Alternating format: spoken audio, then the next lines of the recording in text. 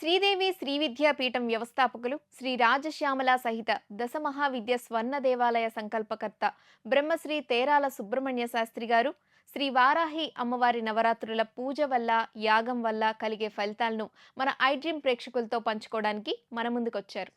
శ్రీ గురుభ్యో నమ. శ్రీ మహాగణాధిపతయ నమ. శ్రీ లక్ష్మీ గణపతి పరబ్రహ్మణే నమో నమ. జయ జయ శంకర హర హర శంకర, కాంచీ శంకర కామకోటి శంకర. శ్రీమాత్రే నమ.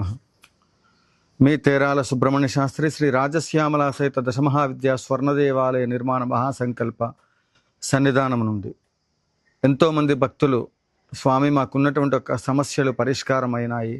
గత సంవత్సరం ఏదైతే వారాహి నవరాత్రులలో భాగస్వాములయ్యారో వాళ్ళందరికీ కూడా అనుకున్నటువంటి ఒక సంకల్పాలన్నీ కూడా సిద్ధించాయి.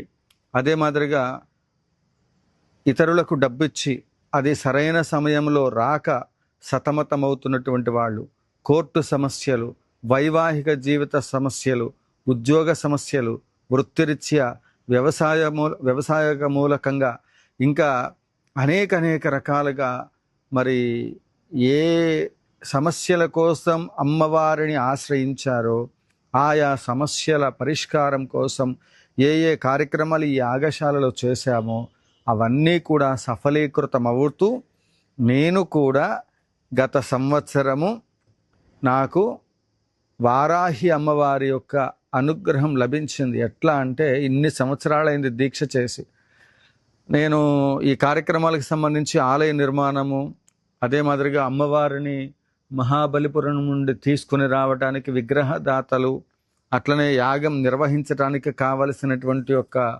మరి ధనద్రవ్యాలు, ఇవన్నీ ఎలాగా ఏంటి అని చెప్పి మరి అనేక విధాలుగా ప్రయత్నం చేస్తూ ఉన్నాను. ఆ ప్రయత్నంలో మరి అమ్మవారి యొక్క మాయో మరి ఏంటో తెలియదు, వారాహి నవరాత్రులు వచ్చాయి. నా దగ్గరికి ఒక భక్తుడు రావడం జరిగింది. వారి సమస్య కోసం నా దగ్గరకు వచ్చారు. ఏం చేస్తే బాగుంటుంది అనే ఆలోచనలో ఉండి వారి సమస్య పరిష్కారం అవ్వాలని ఒక ఉద్దేశంతో వారిని వారాహి అమ్మవారి యొక్క మరి లక్ష్మీనారాయణ రెడ్డి గారు వారిని అడగడం జరిగింది. సరే పంతులు గారు, మీరు ఎక్కడున్నారు అన్నారు. కంచిలో ఉన్నాను అన్నాను. అయితే నేను కూడా వస్తున్నాను, మీరు రమ్మన్నారు కదా కార్యక్రమానికి, ఎన్ని పనులున్నా ఇక అవన్నీ తర్వాత నేను వస్తున్నాను, కావలసినటువంటి ఒక కార్యక్రమానికి కావలసిన ద్రవ్యాలు అవన్నీ కూడా ఏర్పాటు చేద్దామని చెప్పటము, వారాహి అమ్మవారిని తీసుకొని మరి కాంచీపురంలో అప్పటికప్పుడు జగద్గురువుల యొక్క సన్నిధిలో, కామాక్షి సన్నిధానంలో, శంకర విజయేంద్ర సరస్వతి స్వామి వారి సన్నిధానంలో, అంటే దేవతార్చన సత్యచంద్రశేఖరేంద్ర సరస్వతి స్వామివారు మరియు శంకర విజయేంద్ర సరస్వతి స్వామి వారి యొక్క మరి వారి సన్నిధానంలో దాదాపుగా 4 రోజులు సుమారుగా వారాహి అమ్మవారికి ప్రత్యేకంగా పూజా కార్యక్రమాలు నిర్వహించటం జరిగింది. తర్వాత కాలక్రమంలో వారాహి అమ్మవారి యొక్క మాయ, అమ్మవారి యొక్క అనుగ్రహం, అమ్మవారు రాజశ్యామల అమ్మవారు ఈ రూపంలో ఇక్కడికి వచ్చింది. ఒక్కొక్కరికి ఒక్కొక్క కోరిక ఉంటుంది, అది తీరాలని అనేక మంది దేవతలకి మొక్కుతూ ఉంటారు. మరి ఆ దేవతలకు సంబంధించిన మొక్కులు తీరుస్తూ ఉంటారు.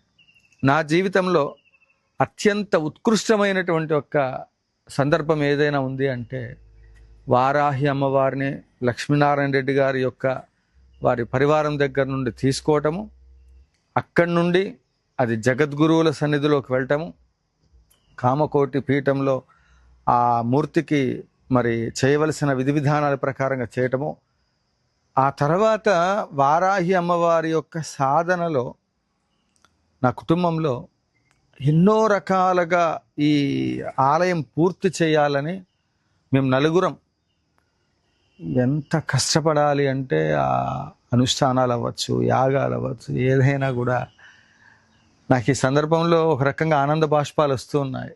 వారాహి నవరాత్రులు మా జీవితాన్ని ఒక టర్న్ చేశాయని చెప్పుకోవచ్చు.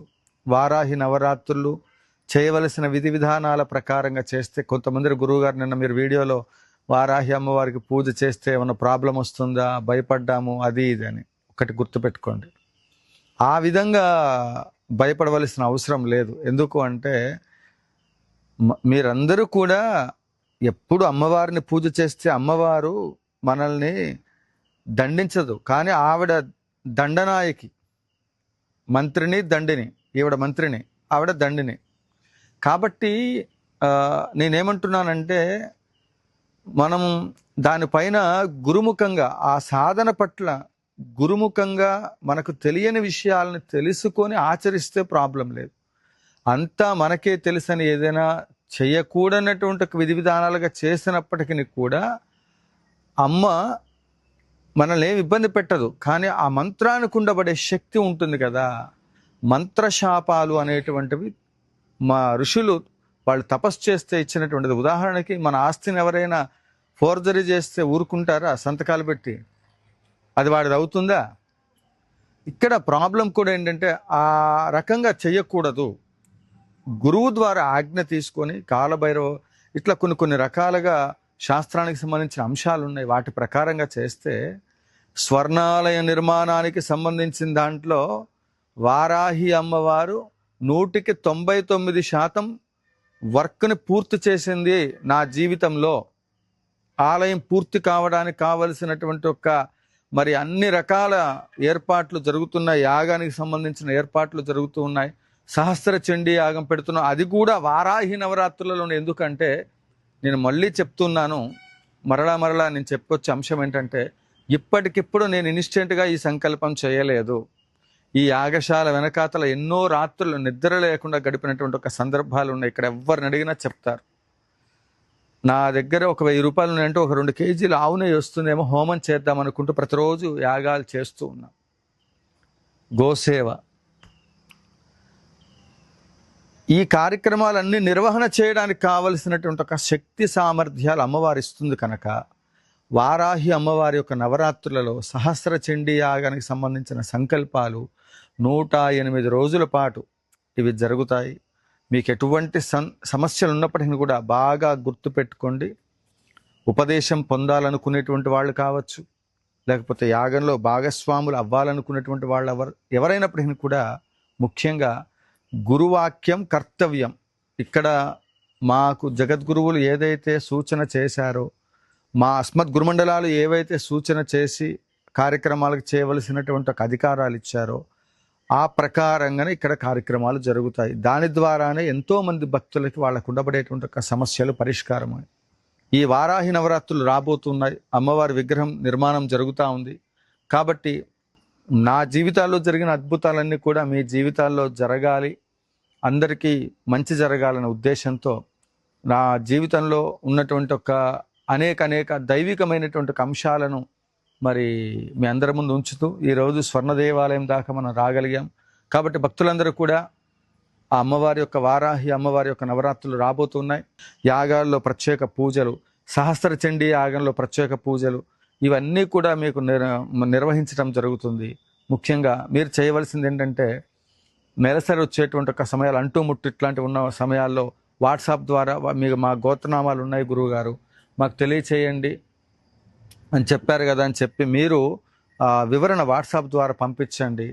ఎందుకంటే యాగాలు జరిగే సమయంలో ముఖ్యంగా ఈ 108 రోజులు మీ పేరుతో ఏదైనా దీక్ష ఇచ్చి చేయమన్నప్పుడు ఆ రోజుల్లో చెప్పండి. నిత్యగోత్రనామార్చనకు సంబంధించి కొన్ని విషయాలు, కొన్ని నియమాలు ఉంటే కొన్ని నియమాలు వాటిని పాటించవలసిన అవసరం లేదు. ప్రస్తుతం మాత్రం యాగానికి సంబంధించి స్వర్ణాలయ నిర్మాణానికి సంబంధించి చేస్తున్నాం. ఎందుకంటే మీకు తీవ్రమైన సమస్యలు ఉన్నాయి అనుకోండి, ఆ సమస్యలు తీరాలి అన్నప్పుడు అమ్మవారికి ఏం చేస్తే ఏ పద్ధతుల్లో చేస్తే శీఘ్రంగా వరం ఇస్తుందో ఆ పద్ధతులన్నీ నేను చెప్తూ ఉన్నాను. అందువల్ల ఇవి చేతనైనంత వరకు వాటిని పాటించేటువంటి ఒక ప్రయత్నం చేయండి. ఈ కార్యక్రమాలన్నింటిలో కూడా భాగస్వాములు అయ్యి పరదేవత కృపకు పాత్రలు కావాల్సిందిగా మనవి చేస్తూ వారాహి నవరాత్రులకు సంబంధించి పూజా కార్యక్రమాలు ఇవన్నీ కూడా జయప్రదం చేయవలసిందిగా కోరుతూ మీ తేరాల సుబ్రహ్మణ్య శాస్త్రి. జయ జయ శంకర, హర హర శంకర. కాంచీ శంకర కామకోటి శంకర.